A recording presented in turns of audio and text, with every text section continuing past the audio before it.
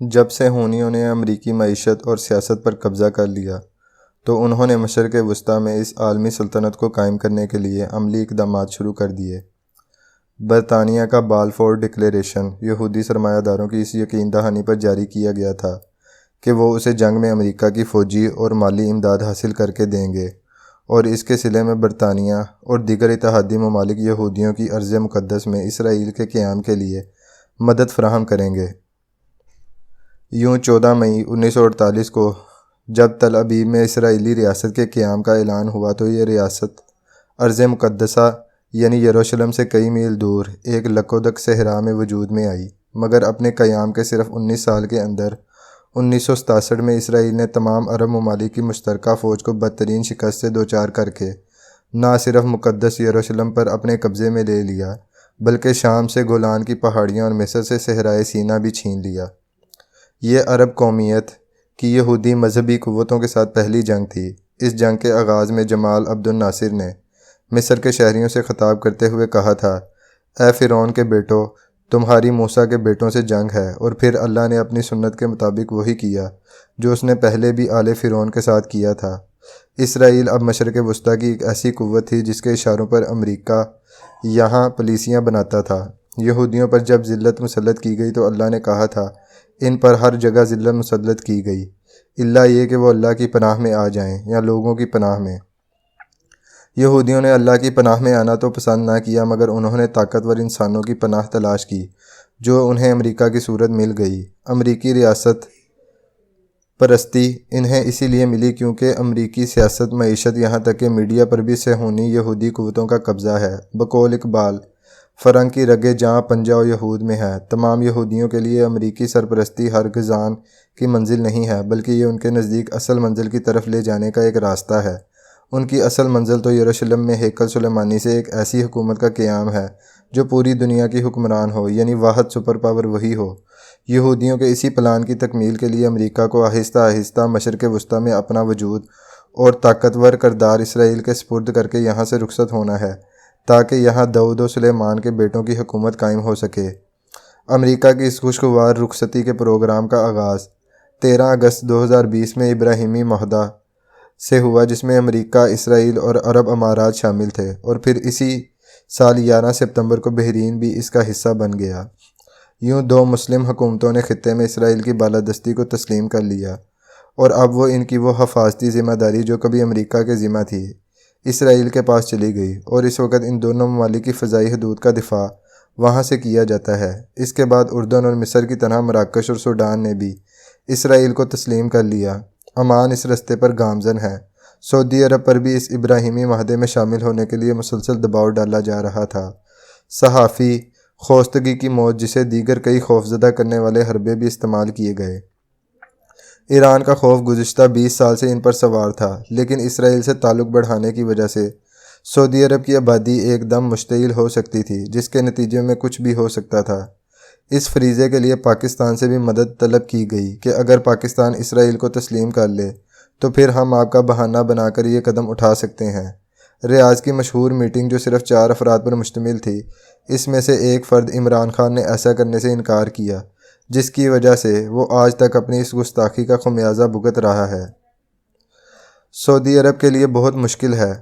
اگر اسرائیل کو تسلیم کرے تو اندرونی بغاوت کا خطرہ ہے، نہ تسلیم کرے تو امریکی ناراضگی یعنی دفاعی امداد ختم، اور پھر ایران کی طرف سے حوثیوں کی مدد اور سعودی عرب پر یہ الغار، بلکہ خود سعودی عرب کے مشرق میں شیعہ آبادی کا اشتعال۔ ان حالات میں فیصلہ بہت مشکل ہو رہا تھا کہ اچانک روس اور یوکرین کی جنگ شروع ہو گئی، جو امریکی توسیع پسندانہ عزائم کے راستے کی رکاوٹ بن گئی۔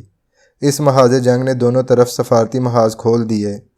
روس اور چین کے سربراہ بھی ملکوں کی مدد حاصل کرنے کے لیے عالمی دوروں پر روانہ ہو گئے، اور امریکی صدر بائیڈن اور وزیر خارجہ نے بھی سفارتی کوششوں کا آغاز کر دیا۔ ایران پہلے ہی سے چین اور روس کے ساتھ اپنے رشتے مضبوط کیے ہوئے تھا۔ ایسے میں محمد بن سلمان نے بھی پس پردہ چین اور روس سے رابطوں کا آغاز کر دیا۔ حالات دیکھتے ہی صدر بائیڈن نے فوراً مشرق وسطیٰ کا طوفانی دورہ شروع کیا، اور وہ اسرائیل سے ہوتا ہوا 19 جولائی 2022 کو ریاض پہنچا اور محمد بن سلمان سے فوراً ایک مطالبہ کیا کہ وہ تیل کی پیداوار بڑھا دے تاکہ روس کا تیل لوگ نہ خریدیں اور اس کی معاشی مشکلات میں اضافہ ہو۔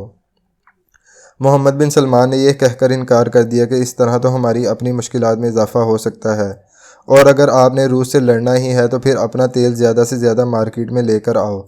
یہ سعودی عرب میں امریکی سفارتکاری کی دوسری بڑی شکست تھی۔ پہلی شکست 1973 میں اس وقت ہوئی تھی جب شاہ فیصل نے تیل کو بطور ہتھیار استعمال کیا تھا تو یورپ کے پٹرول پمپوں پر قطاریں لگ گئی تھیں۔ سعودی عرب کو اب سرپرستی کے لیے ایک ایسی عالمی قوت چاہیے تھی جو نہ صرف یہ کہ اسے دفاعی طور پر حفاظتی حصار فراہم کرے بلکہ اسے ایران کے خطرے سے بھی نجات دلائے۔ امریکہ بیک وقت یہ دونوں کام نہیں کرنا چاہتا تھا کیونکہ ایران کا خوف ہی تو تھا جو سعودی عرب کو امریکہ کے سامنے جھکنے پر مجبور کر سکتا تھا۔ یہاں سے چین کی شاندار اور کامیاب سفارتکاری کا آغاز ہوا۔ یہ کسی ملک کی واضح اور ہتھ کنڈوں سے پاک سفارتکاری کا شاندار مظاہرہ تھا۔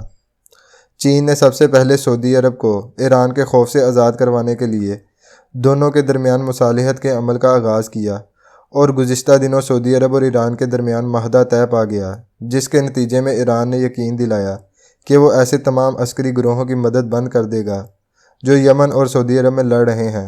اس جنگ کے نتیجے میں اب تک 3,70,000 افراد جاں بحق ہو چکے ہیں۔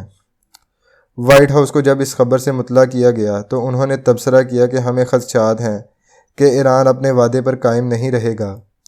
محمد بن سلمان جو ایک زمانے میں ڈونلڈ ٹرمپ کے داماد کے ذاتی دوستوں میں سے تھا، اس وجہ سے امریکی یہ الزام لگاتے پھر رہے ہیں کہ اسی داماد جارج ڈکشنر نے بائیڈن کو ناکام کرنے کے لیے سعودی عرب کو امریکہ کے خلاف کیا ہے، لیکن سنجیدہ گروہ یہ کہہ رہے ہیں کہ بائیڈن کی خوف دلا کر ساتھ ملانے والی پالیسی اب ناکام ہو چکی ہے۔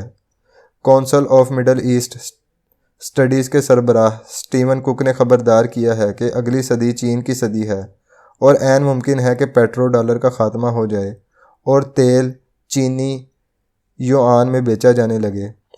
امریکی وزارت خارجہ کی رائے ہے کہ چین کی خارجہ پالیسی کی صورت کا اندازہ اس بات سے لگائیں کہ انہوں نے امریکہ اور سعودی عرب کے چھوٹے سے تناؤ سے فوراً فائدہ اٹھایا۔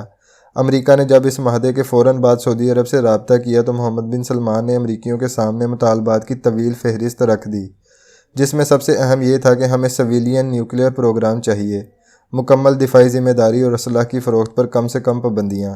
یہ شرائط اسرائیل امریکہ کو ماننے نہیں دے گا۔ وہ چاہے گا کہ امریکہ اس خطے سے نکل جائے، لیکن جاتے جاتے ایران، پاکستان اور سعودی عرب کو جنگوں میں الجھا کر تباہ حال کر دے تاکہ اسرائیل اپنی عالمی حکومت کا خواب پورا کر سکے۔ اس ضمن میں کسی بھی وقت ایران سے جنگ کا آغاز ہو سکتا ہے اور پاکستان بھارت محاذ جنگ گرم کیا جا سکتا ہے۔ ختم شد۔